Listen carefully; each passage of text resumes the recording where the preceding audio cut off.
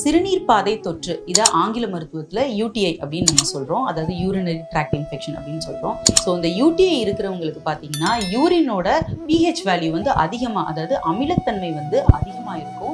So இதை குறைக்கிறதுக்கு vitamin C அதிகமாக இருக்கக்கூடிய தக்காளி, அப்புறம் கிவி பழம், அதுக்கப்புறம் நெல்லிக்காய், ஆரஞ்சஸ் இதெல்லாம் எடுத்துக்கிறப்போ யூரினோட பிஹெச் குறையிறது மட்டும் இல்லாமல் ஈகோலை அப்படின்னு சொல்லக்கூடிய பாக்டீரியா தான் இந்த சிறுநீர் தொற்றை ஏற்படுத்துது. ஸோ இதையும் வந்து ஃப்ளஷ் அவுட் பண்ணுறதுக்கு இது ரொம்பவே உதவியாக இருக்குது.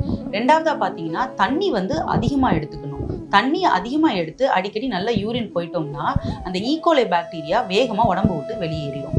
மூணாவதாக பார்த்தோம்னா தேனில் இயற்கையாகவே ஆன்டிபாக்டீரியல் ப்ராப்பர்ட்டி, ஆன்டிபயோட்டிக் ப்ராப்பர்ட்டி இருக்கிறனால அது வந்து உணவுகள் எடுத்துக்கிறப்போ இந்த யூடிஐ கம்ப்ளைண்ட்ஸ் இருக்கிறவங்களுக்கு இது ரொம்பவே உதவியாக இருக்குது.